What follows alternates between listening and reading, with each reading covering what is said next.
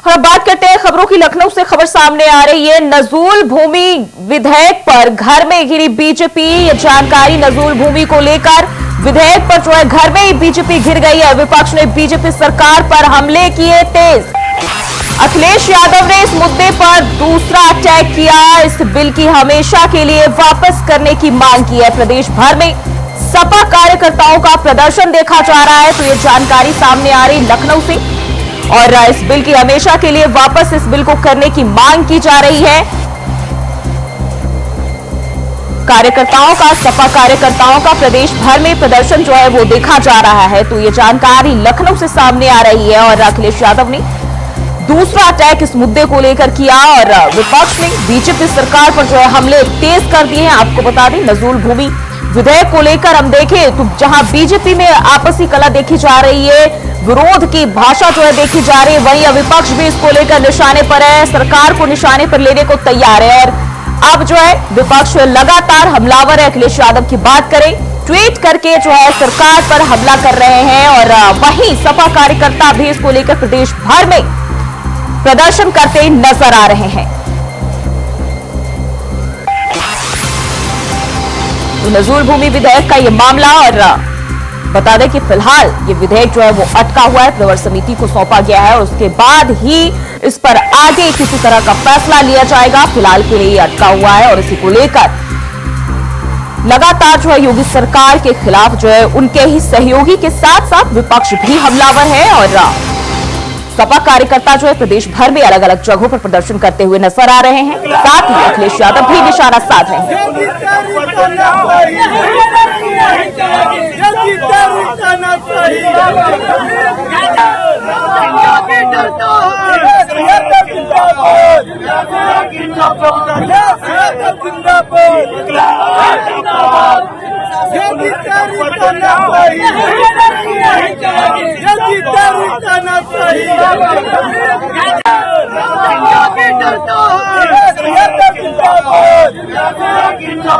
इस बिल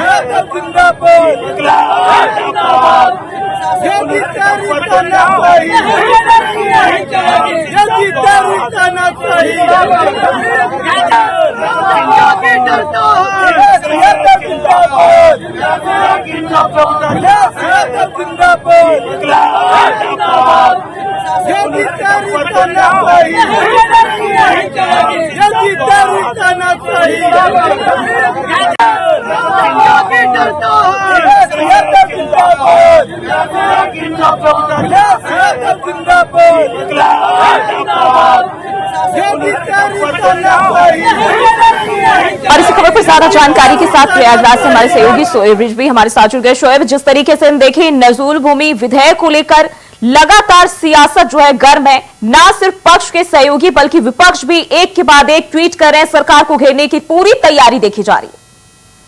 देखिए, बिल्कुल निश्चित तौर पर अगर प्रयागराज की खाली बात करें तो 1 लाख से भी ज्यादा आवास ऐसे हैं जो नजूल लैंड में कहे जा सकते हैं और कह सकते हैं कि एक बड़ी आबादी है जो नजूल लैंड में रह रही है। और ऐसे में अगर ये चीजें होती हैं तो कहीं ना कहीं ये बेघर होने का इनके ऊपर संकट होगा। इसीलिए जो जनप्रतिनिधि हैं उनकी जो नाराजगी देखने को आपको साफ तौर पर मिल रही है। इलाहाबाद के 2 विधायकों ने सदन के अंदर इस बात की नाराजगी इसीलिए व्यक्त की थी क्योंकि उनके बड़े क्षेत्र के जो रहने वाले हैं वो नजूल लैंड पे रह रहे हैं। ऐसे में अगर नजूल की जमीन खाली कराई जाएगी तो ये लोग बेघर हो जाएंगे। तो उनकी तरफ से ये कहा जा रहा है और इसीलिए देखिए समाजवादी पार्टी ने इसको मुद्दा बनाते हुए बाकायदा प्रदर्शन किया है। उनके जो नेता हैं वो सड़कों पर उतरे हैं क्योंकि उन्हें पता है कि एक बड़ा कह सकते जनसमूह है जो कहीं ना कहीं नजूल लैंड पे रह रहा है और उसको अगर हटाया जाएगा तो स्थितियां बहुत ही खराब होंगी। और इसी वजह से इस मुद्दे को राजनीतिक दल न सिर्फ उठा रहे बल्कि जो सरकार में जनप्रतिनिधि चुनकर गए हैं उनके साथ भी ये संकट है। और यही वजह है कि सदन के अंदर भारतीय जनता पार्टी के कुछ विधायकों ने भी इस बात की नाराजगी व्यक्त की थी कि अगर नजूल लैंड से उनको खाली कराया जाएगा तो बहुत खराब स्थिति बनेगी। क्योंकि जो मोदी जी की योजना है कि सबको आवास मिले, गरीबों को खासतौर से आवास किसी न किसी तरह से उपलब्ध करा जाए, और ऐसे में ये योजना या नजूल लैंड पर जो नया नियम ले आने की बात की जा रही है उससे कहीं ना कहीं दिक्कतें आएंगी। और इसीलिए प्रयागराज का पूरे प्रदेश में इसका विरोध हो रहा है और प्रयागराज में समाजवादी पार्टी के जो लोग हैं उन्होंने कल जोरदार प्रदर्शन किया था, पुलिस से उनकी नोक-झोंक भी हुई थी। इंडिया वाइज ने इस खबर को प्रमुखता से दिखाया भी था। और अब भी जो राजनीतिक दल हैं वो कहीं ना कहीं इस मुद्दे पर अपनी नाराजगी व्यक्त कर रहे हैं, और खासतौर से वो इलाके जो नजूल लैंड पर बसे हुए हैं वहां के लोग कहीं ना कहीं बहुत ज्यादा मानसिक तौर पर परेशान है, क्योंकि उनको लग रहा है कि अगर उनका मकान खाली कराया जाएगा तो वो बेघर हो जाएंगे, वो कहाँ जाएंगे, इस तरह की स्थितियां बन रही हैं। लेकिन शोएब, सवाल ये उठता है कि क्या सरकार ने इस विधेयक को लेकर आपस में चर्चा नहीं की थी, मंथन नहीं किया था? क्या इसके फायदे हैं, क्या इससे नुकसान होगा? क्या इसको लेकर आपसी कोई मंथन नहीं की गई थी, चर्चा? बिल्कुल, ये जरूर सवाल उठता है कि जिस तरह से ये नियम बनाए जा रहे हैं या इस पे जो सदन में जिस तरह से चीजें निकल कर आई हैं, तो कहीं ना कहीं या तो कुछ मिसअंडरस्टैंडिंग हुई है या इस बारे में इसका अंदाजा नहीं लगा पाए। और यही वजह है कि इसका विरोध न सिर्फ सरकार में, सरकार के बाहर जो जनप्रतिनिधि वो कर रहे हैं, क्योंकि अलग अलग शहरों में बड़ी संख्या में ऐसा नजूल लैंड है जिससे लोग रह रहे, खासतौर से मध्यम और गरीब परिवार इस पर अपना मकान बनाकर रह रहे हैं। और ऐसे में अगर उन्हें बेघर किया जाएगा तो क्या स्थितियां बनेगी, और इसको लेकर के ही राजनीतिक दल अपने एक तरह से कह सकते हैं कि जो नाराजगी है वो व्यक्त कर रहे हैं। भारतीय जनता पार्टी से जुड़े कुछ नेता हैं, उन्होंने भी इस मामले में अपनी नाराजगी व्यक्त की है, और जो उत्तर प्रदेश की सरकार है कहीं ना कहीं अब इस मामले में एक तरह से कह सकते फिर से वो मंथन जरूर कर रही है, और वो ये कोशिश कर रही है, जिस तरह से चीजें निकल कर आ रही है उससे जो सोर्सेज के हवाले से खबर आ रही है कि अब इस पर नए सिरे से एक तरह से मंथन शुरू हो चुका है, क्योंकि जन भावनाओं का ख्याल रखना भी सरकार की जिम्मेदारी है। और ऐसे में ये चीजें आप देख रही हैं, क्योंकि जिस तरह से सरकार के जो विरोध में है वो तो नाराजगी व्यक्त कर रहे हैं, सरकार के अंदर भी कुछ जनप्रतिनिधि हैं जो अपनी नाराजगी व्यक्त कर रहे हैं। उनका कहना है कि नजूल लैंड का मामला जो है वो कहीं ना कहीं बड़े जनभावना से जुड़ा हुआ है, इसलिए इस पर सरकार को विचार करना चाहिए। बिल्कुल, और मोहम्मद आसिफ भी हमारे साथ लखनऊ से फोन लाइन पर जुड़े हुए हैं। आसिफ, जिस तरीके से हम देखें लगातार विपक्ष जो है सरकार पर हमलावर है, और सपा के जो कार्यकर्ता हैं वो भी इसको लेकर प्रदर्शन कर रहे हैं। खुद अखिलेश यादव भी वार पलटवार का दौर जो है देखा जाए तो उनकी तरफ से जारी है, सरकार को घेरने की हर वो कोशिश की जा रही है। जी बिल्कुल, जिस तरह से विधानसभा में नजूल लैंड बिल पास किया गया और इस बिल को पास करने के दौरान भी समाजवादी पार्टी के विधायकों ने जमकर विरोध किया था। हालांकि अब यह मामला जो है विधान परिषद में लटक गया है, अभी यह बिल पूरी तरह से पेश नहीं हुआ है।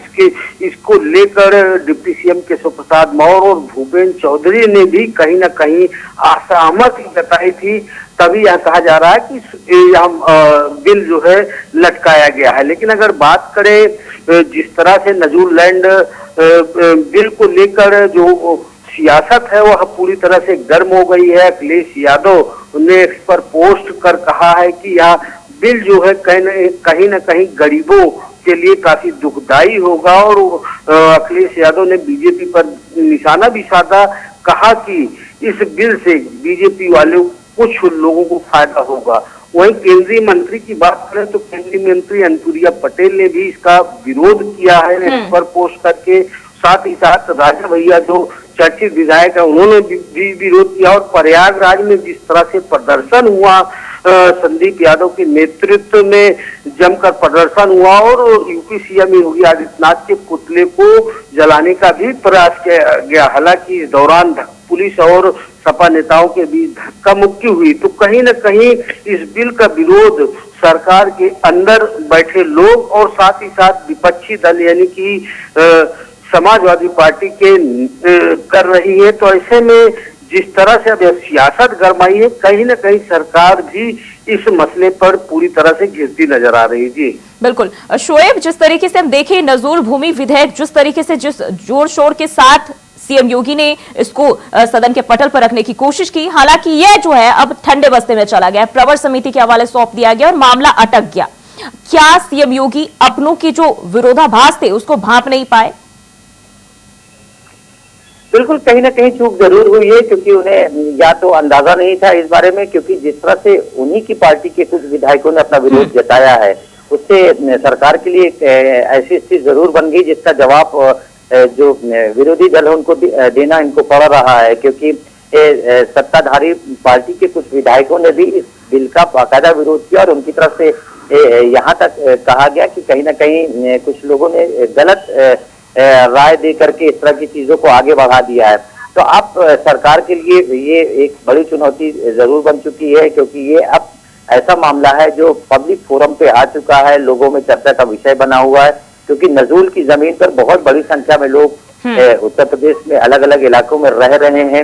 उन्हें अगर हटाया जाएगा तो क्या स्थितियां बनेगी, इसका अंदाजा लोगों को अब लगने लगा है और इसीलिए अब राजनीतिक दल इसका नफा और नुकसान उठाने का कोशिश कर रहे हैं, चाहे वो दूसरी पार्टियां हों। वहीं भारतीय जनता पार्टी के लिए संकट इस वक्त इसलिए भी मुश्किल खड़ी हो गई क्योंकि उनके दल के कुछ नेताओं ने भी इसका विरोध किया है, क्योंकि उनकी भी जवाबदेही अपने क्षेत्र की जनता से है। क्योंकि अगर आप सिर्फ प्रयागराज की बात करें तो 2 विधायक जिनके नाम काफी चर्चा में है, जिन्होंने इस बिल पर अपने एक तरह से विरोध जताया है, उनके इलाके में बड़ी संख्या में ऐसे लोग हैं जो नजूल की जमीन पर रह रहे हैं और ऐसे में अगर उन्हें खाली कराया जाएगा तो एक तरह से जो एक जनता का दबाव है वो उन नेताओं का उनको सामना करना पड़ेगा और शायद इसी वजह से उन्होंने इस बात को बड़ी प्रमुखता से सदन के अंदर भी उठाया है। अब सरकार इस पर चूंकि ये मामला एक तरह से कह सकते हैं अभी पेंडिंग में हो चुका है, इस पर क्या रणनीति बनाती है, इसके किस तरह से रास्ते निकालती है, क्योंकि ये जरूर है कि नजूल की जमीन पर सरकार का अधिकार है और वो अपने अधिकार को लेने की कोशिश जरूर करेगी, लेकिन अब उसमें ऐसे लोग जो इफेक्टेड होंगे उनको किस तरह से राहत मिलती है, उनको किस तरह से इसमें रिलीफ दिया जा सकता है, इस पर जरूर अब नए सिरे से मंथन होगा, क्योंकि बहुत बड़ा भूभाग है जो नजूल का है, जिस पर सरकार का राइट है और सरकार इसी मंशा से इस कानून को ले आ रही थी ताकि वो उस पर तमाम योजनाओं पर अपना काम कर सके। लेकिन अब जबकि इसका विरोध शुरू हो चुका है तो ऐसे में वो अब कैसे कैटेगराइज करेगी, किन लोगों को राहत देगी, कैसे राहत देगी, क्या इसके लिए क्या पॉलिसी बनेगी, अब जरूर इसका इंतजार करना पड़ेगा। जी, बहुत बहुत शुक्रिया आप दोनों का हमारे साथ जुड़ने के लिए और जानकारी साझा करने के लिए। तो नजूल भूमि विधेयक पर जो है सियासत गरमाई हुई है और लगातार इसको लेकर प्रदर्शन और विरोधाभास जो है जगह जगह से देखे जा रहे हैं। पक्ष के भी सहयोगी दलों की ऐसी ही मांग है। और वहीं बढ़ते आगे, संसद में प्रश्नकाल के दौरान जेपी नड्डा का बयान सामने आया जिसमें उन्होंने कहा कि अखिल भारतीय आयुर्विज्ञान संस्थान हमारा विजन यह है कि देश के हर कोने से लोगों को अपने इलाज के लिए दिल्ली ना आना पड़े। जिस तरह से दिल्ली में एम्स की सेवा है उसी ब्रांड के नाम के साथ एम्स वहां पर भी खड़ी हो। सुनिए क्या कुछ कहा। कंसर्न को ध्यान में रखता हूं, लेकिन मैं उनके माध्यम से, इस प्रश्न के माध्यम से सबको एक बात बताना चाहता हूं और वो ये बताना चाहता हूं कि ऑल इंडिया इंस्टीट्यूट, क्योंकि ये बहुत प्रश्न महत्वपूर्ण है, ये all India Institute of medical sciences की हमारी कल्पना क्या है, हमारी परिकल्पना क्या है। हमारी परिकल्पना है और वो बहुत हद तक पूरी भी हुई है कि हम देश के कोने कोने से लोग अपने इलाज के लिए दिल्ली ना आए और उनकी all India Institute of Medical Sciences Delhi में जिस तरीके से सेवा होती है वैसे ही ब्रांड नेम के साथ all India Institute of Medical sciences वहां खड़ी है। इसके लिए माननीय प्रधानमंत्री जी ने इस अवधि के दौरान 17+ all India Institute of Medical sciences देश के हर एक क्षेत्र में खोलने का प्रयास किया। एक all India Institute of Medical sciences 1200 crore रुपए से लेकर के 2000 करोड़ रुपए की लागत से बनने वाला All India Institute of Medical Sciences है, with world's best tertiary health care systems, world's best. अब तीसरी बात कि ये जो हम वर्ल्ड बेस्ट स्ट्रक्चर खड़ा कर रहे हैं, मैं सबको बोलता हूं और मैं आपके बेटर अंडरस्टैंडिंग के लिए 50s में All India Institute of Medical Sciences Delhi में आ गया था, लेकिन All India Institute of Medical Sciences की रिकॉग्निशन 70s और 80s में जाकर के हुई। Institutions are not created in one day. और मैं सबको बोलता हूं, क्या आप डिस्ट्रिक्ट हॉस्पिटल खोलना चाहते हैं या all India Institute of Medical sciences खोलना चाहते हैं? अगर आप all India Institute of Medical sciences खोलना चाहते हैं तो all India Institute of Medical sciences के स्टैंडर्ड्स बहुत अलग है, उनके बराबर के स्टैंडर्ड्स किसी और डिस्ट्रिक्ट हॉस्पिटल्स के नहीं होते हैं। डिस्ट्रिक्ट हॉस्पिटल के डॉक्टर्स प्राइवेट प्रैक्टिस भी करते हैं, All India Institute of Medical Sciences में 24/7, 365, they are there in the campus, serving the patient. The amount of expenditure per patient is very different. It does not match with any other institution. अब इसमें होता क्या है, मैं as स्वास्थ्य मंत्री बोलता हूं आपको कि जब हम कैटेगरी उठा करके देखते हैं तो मान लीजिए कि हमारे पास किसी फैकल्टी को अपॉइंटमेंट करने के लिए हमने 10 पोस्ट के लिए इंटरव्यू किया। इंटरव्यू में 50 लोग आए, 60 लोग आए। इंटरव्यू के रिजल्ट्स कैसे आते हैं? Not found fit. हम दोबारा इंटरव्यू करते हैं, लेकिन हम एम्स के स्टैंडर्ड को डाइल्यूट नहीं करते हैं, क्योंकि हमको उसी पर रखना है। इसलिए देखिए, निशिकांत जी उस दिन बहुत खुश हुए थे जिस दिन देवघर को all India Institute of Medical sciences मिला था। मैं उनकी चिंता व्यक्त करता हूं, और आप सब लोगों को, आप कोई भटिंडा के बारे में पूछेगा, कोई बिलासपुर के बारे में पूछेगा, सब जगह यही समस्या है। हमने तय कर रखा है, faculty will grow, it will take 10 to 15 years to become international standard faculty of every All India Institute of Medical Sciences, और हम उसके लिए प्रयासरत हैं। इसलिए देश का आज से 60 के दशक में, अध्यक्ष महोदय आपका समय लेकर के मैं सबको एनलाइटन करना चाहता हूं, 60s और 70s में हमारा बेस्ट डॉक्टर बोलता था, we do not have the facility in the country and that is why we are going outside. And today prime minister Modi has created 22 institutions with are world class standard, और इसलिए अब इसको भरना, hardware is there, we are trying to put software into it to the best possible, the most modern software डालने का प्रयास। तो संसद में प्रश्नकाल के दौरान जेपी नड्डा बोल रहे थे कि एम्स जो है हमारा विजन है, देश के कोने कोने से लोगों को दिल्ली आने की जरूरत ना हो, ऐसा हम काम करना चाहते हैं। और फिलहाल के लिए इस बुलेटिन में बस इतना ही। खबरों के लिए बने रहिए इंडिया वॉइस के साथ।